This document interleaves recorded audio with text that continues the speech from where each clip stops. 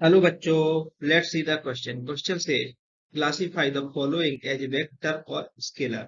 जो हमें गिवन है, हमें बताने हैं वो वेक्टर है या स्केलर है। ठीक है, तो देखो की कॉन्सेप्ट में अगर हम बात करें की कॉन्सेप्ट देखिए की कॉन्सेप्ट में हम बोलेंगे जो वेक्टर हमारा क्या होता है और स्केलर क्या होता है, इसके बारे में समझ लेते हैं। की कॉन्सेप्ट के अंदर तो वेक्टर वेक्टर क्या है? वेक्टर के पास हैविंग हैविंग मैग्नीट्यूड मैग्नीट्यूड होगा एंड डायरेक्शन, और डायरेक्शन होगा तभी हमारा कुछ ही वेक्टर होगी। और स्केलर की प्रॉपर्टी क्या होती है? स्केलर के पास है ओनली मैग्नीट्यूड, स्केलर के पास सिर्फ मैग्नीट्यूड होता है, बट नो डायरेक्शन मतलब ये डायरेक्शन लेस होता है स्केलर। ठीक है, तो ये वेक्टर और स्केलर में हम लोग ऐसे डिफ्रेंशिएट करेंगे। ठीक है, अब आते हैं क्वेश्चन की तरफ। तो सबसे पहले ए वेक्टर डॉट बी वेक्टर दे रखा है, इसको अगर हम लिखें क्या हो जाता है? Magnitude of A vector into magnitude of B vector into cos theta, ये हो जाएगा।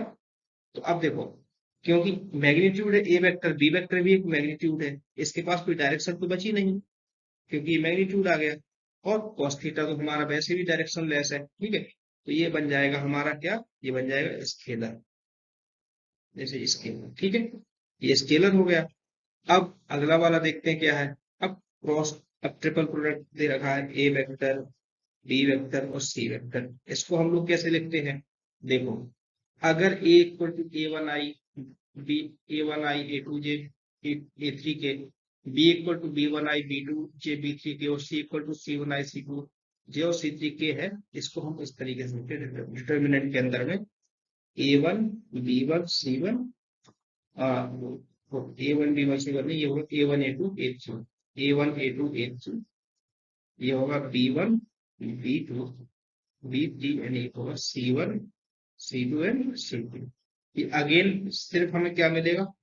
मैग्नीट्यूड मिलेगा यहाँ पे, डायरेक्शन नहीं मिल रही है, तो ये भी हमारा क्या हो जाएगा? ये हो जाएगा स्केलर। ठीक है, इतना आई होप समझ में आया होगा। अब देखिए, अब क्या है, जैसे लिखा थ्री इंटू ए वेक्टर। ठीक है, तो मैं यहाँ पर स्पेसिफाई भी कर देता हूँ कि ए वेक्टर इक्वल टू हमने क्या ले रखा है? ए वन आई के ए टू जे के प्लस ए टू बी, ऐसे ले रखा है। तो देखो, अगर हम 6 से मल्टीप्लाई करेंगे तो three A one I cap हो जाएगा, ये three A two J cap हो जाएगा, और प्लस का three A three K cap हो जाएगा। अभी भी इसके पास डायरेक्शन तो है आई जे के की, है ना? तो दिस हैज, इसके पास क्या क्या है? उसके पास डायरेक्शन है एंड मैग्नीट्यूड है, दोनों चीजें हैं। तो ये हमारा फिर से ये क्या बन जाएगा? ये बन जाएगा वेक्टर, ये वेक्टर हो गया। और अब ए वेक्टर क्रॉस बी वेक्टर की बात करें तो उसका हमने देखा क्या होता है?